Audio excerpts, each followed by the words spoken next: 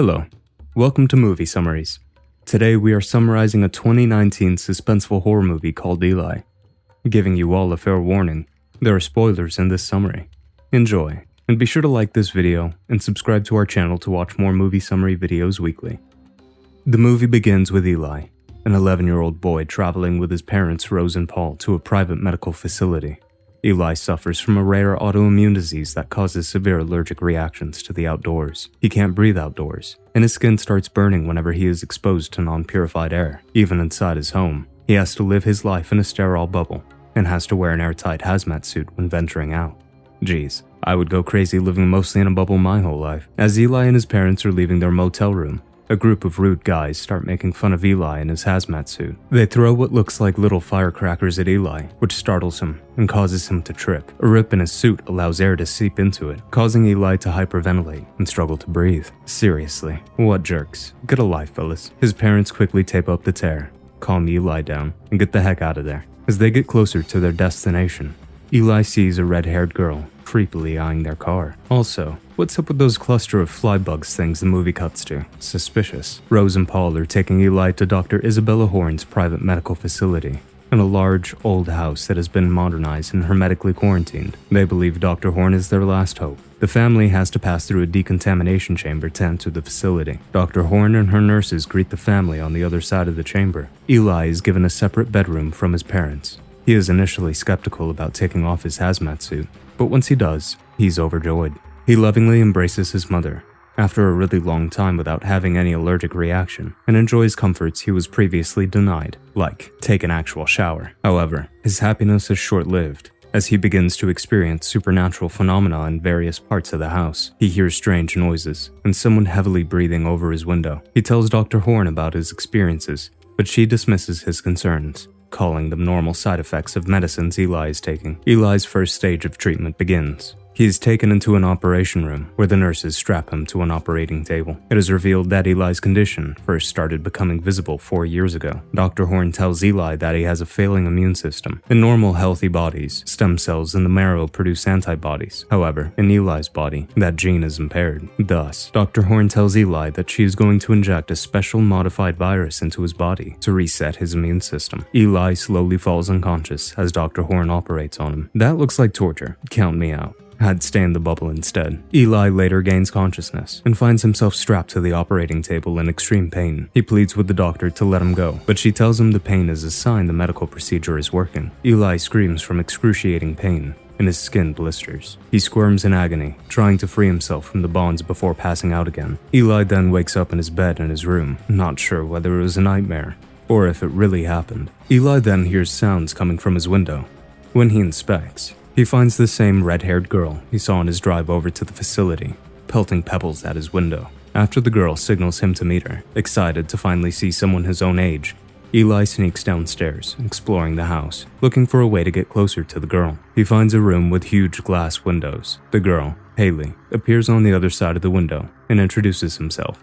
She tells Eli that she knows he's sick, as she's seen other kids in the facility before. They befriend each other, and Eli tries to impress her with a magic card trick, but Haley shows off a better trick of her own by setting a twig on fire. Eli then invites her inside, but Haley refuses as she finds the house creepy, and Dr. Horn isn't so fond of her. After Haley leaves, while turning to his room, Eli hears a thudding sound coming from a sealed room with lots of covered furniture. When he shines a flashlight into the room, he is spooked by an apparition of a girl. Scared, Eli starts running, but the ghost starts chasing him. Eli loses his balance and trips.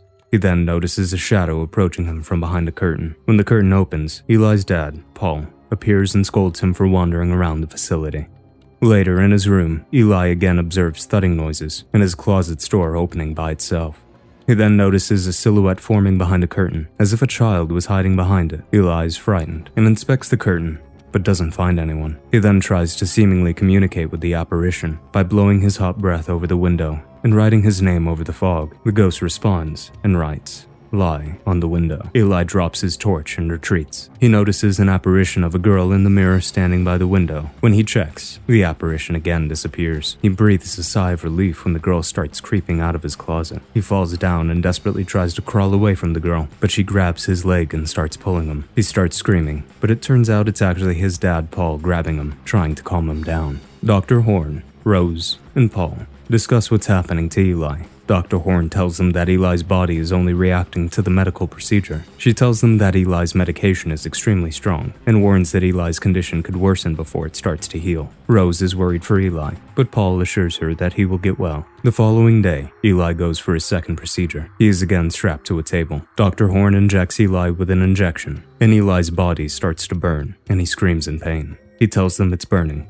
but Dr. Horn said it's supposed to happen. The nurse then shaves a small area of his head. The doctor tells him the gene therapy virus was working, but it wasn't able to cross the blood-brain barrier. Dr. Horn then takes a drill and starts drilling into Eli's skull. What kind of treatments are these? Holy crap. Outside, Dr. Horn informs his parents that he had a reaction to the procedure, but he will be alright. At dinner, Eli tells his parents he wants to leave. I don't blame him. He tells them that he feels his condition is getting worse, and now he feels even more sick. Paul, who has already spent a fortune on Eli's treatment, gets angry. Paul tells Eli that he feels sick because the procedure is working and they must continue the treatment. Later that night, Eli hears noises coming from his bathroom. He notices a shadow moving behind the shower curtain. Upon inspection, the shadow disappears. He then notices someone standing behind him in the corner. He tells himself that it's not real, but the ghost then reaches from behind the curtain and tries to grab him. Eli, frightened, sprints for the door, but finds it locked. He pleads for someone to open the door. The ghost starts approaching him, and with no other choice, Eli hides in the closet, pleading with the apparition to leave him alone. The closet falls down, and the banging stops. Eli gathers some courage and steps out. He finds the word lie carved in the closet over and over again. The commotion brings Eli's parents and Dr. Horn to Eli's room. They accuse him of destroying his room. Eli is frustrated that no one believes him. Later, Haley throws rocks at Eli's windows again. He goes down to talk to her. Seeing Eli so sleep-deprived, she inquires if he is okay. He tells her that he has been seeing ghosts around the house and hasn't been able to rest. Haley then reveals that a previous patient named Perry complained too about seeing apparitions around the house. The longer Perry'd stay in the facility, the clearer he saw the specters. Haley reveals that Perry disappeared after the third procedure. Before they could finish talking, strange things again start to happen. Eli tells Haley to wait outside and goes to check out the commotion. In the hallway, an unseen force tries to grab hold of Eli. He tries to escape, but he starts to get dragged on the floor. In the glass reflection, Eli notices that 3 ghosts are dragging him. He pleads with them to let him go. He somehow manages to free himself and runs, but the ghosts again grab him and drag him into the decontamination chamber at the front door, possibly to drag him out of the house. Knowing he'll start burning and blistering when he comes in contact with the air outside, Eli pleads with the ghosts to stop. The ghosts enter the passcodes, and the main door starts to open. Eli holds his breath, but Dr. Horn appears and immediately carries him back into the house. Paul and Rose rush downstairs to find Eli out of breath, lying on the floor. Dr. Horn tries to sedate him, but Eli confronts her about her patient Perry and calls her a liar. Rose tries to calm him down, but an angry Eli pulls himself away and slams his hand through glass, wounding himself. Eli passes out and wakes up in his room. Eli sees the carvings made by the ghost earlier and realizes that the word lie might actually be an upside-down 317. Eli meets Haley again. He tells her that the ghost might not be trying to harm him. Eli speculates the apparitions were possibly trying to help him escape by dragging him out of the house, and the 317 they have been writing might be a code to a door. Interesting and smart thought, Eli. He theorizes that it could be the passcodes to the medical wing of the house.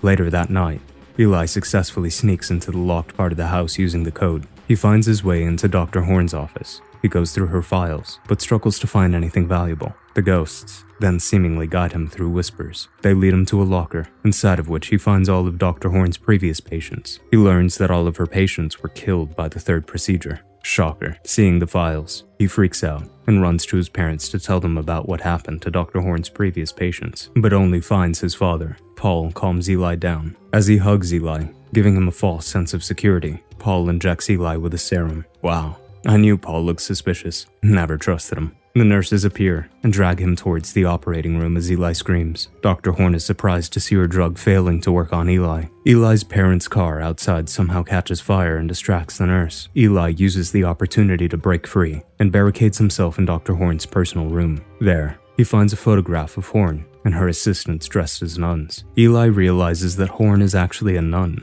An insect then guides him into a hidden passage that leads into an underground chamber. Eli holds his breath and ventures into the room, where he comes across a circular tomb surrounded by an altar with a cross and a dagger. Dr. Horn catches up with him and locks him inside the chamber. He experiences an allergic reaction and passes out. When he awakes, he finds he can breathe fine. Excited, he calls for his mother, who then rushes to see him. Rose tries to apologize to Eli and tells him they're all just trying to help, and promises to explain everything once the final procedure is completed. Eli slumps down, pretending to fall unconscious. Worried, Rose opens the gate and approaches him, but he knocks her unconscious with a heavy crucifix he has removed from the wall and runs outside. Nice plan, Eli. Paul and Dr. Horn notice Eli escaping and run after him. Eli runs into the room with a huge glass window and locks himself inside. A frightened Eli tells Haley, who is on the other side of the window, to help him. Haley tells him he has to be brave and that he must not be scared, as it's Horn and the others who are scared of him. He tries breaking the window open, but Paul breaks into the room and drags him away. Meanwhile, Rose gains consciousness back at the basement. She learns that the crucifix with which Eli struck her contains a dagger. She grows suspicious. Upon further inspection, she then discovers that the stone monument concealed the dead bodies of Horn's previous patients, bound and adorned with large religious symbols. She realizes that all of Horn's patients were killed by her treatment. Paul helps the nurses carry Eli back to the operating table and restrain him, when a horrified and angry Rose shows up with a dagger and holds everyone at knife point. Finally, Rose gets it. Horn tells her she can cure Eli, but Rose insists on taking Eli back home. She asks Paul to help her. Paul calms her down and tricks her into turning the knife over to him. Paul holds Rose back as Horn begins the final procedure. Eli pleads with Dr. Horn to let him go. He repeatedly tells her that he is not sick. Horn tells him that the sickness is inside him, and then grabs a Bible. Dr. Horn starts chanting the Lord's Prayer and asks St. Michael to help Eli. She prays for the demon to leave Eli. She then takes holy water and blesses Eli. Eli's skin burns and sizzles when the holy water touches his body. He screams from unbearable pain, and the lights flicker and sparks fly. Horn then takes the dagger and proceeds to stab Eli in the heart. Just as the dagger was about to touch Eli's heart, Eli summons his powers and uses telekinesis to stop Horn. Horn continues to try to stab him, but Eli then makes Horn stab herself in the heart. Eli then breaks free. His eyes turn red and screams in anger. The nurses panic and try to escape, but Eli stops them. He lifts Horn and her nurses in the air and causes them to spin around, upside down with their arms spread out, seeming like an inverted cross, the symbol of Satan. Their bodies then burst into flame, and when their bodies drop to the floor, it sets the house on fire. He turns to Rose and demands to know what's happened to him. Eli's mother tells him that she wanted a son so badly that she turned to Satan, but he lied that Eli would be a normal child. Eli is a spawn of the devil, and his allergic reactions were manifestations of his emerging powers. Paul advances behind Eli with the sacrificial dagger, but Eli immobilizes him and kills him by crushing his face. Eli embraces his newfound powers and identity and heads outside. Eli and his mother leave the burning house, where Haley greets them. She reveals that she too is a child of Satan, and that she was unable to save him, as he had to find and prove his own power. She offers to take Eli to his true father. When he accepts, Haley questions if they can trust Rose. He indicates that they can. The movie ends with Rose driving the two children away as the facility is burning down. Wow, what a crazy movie. Wonder if there will be a part 2. After all, we all want to see Eli meet his real father, right? Hope you enjoyed our summary. Make sure to like, subscribe, comment on what you thought of the movie, and turn on notifications so you can watch more videos weekly. Thanks.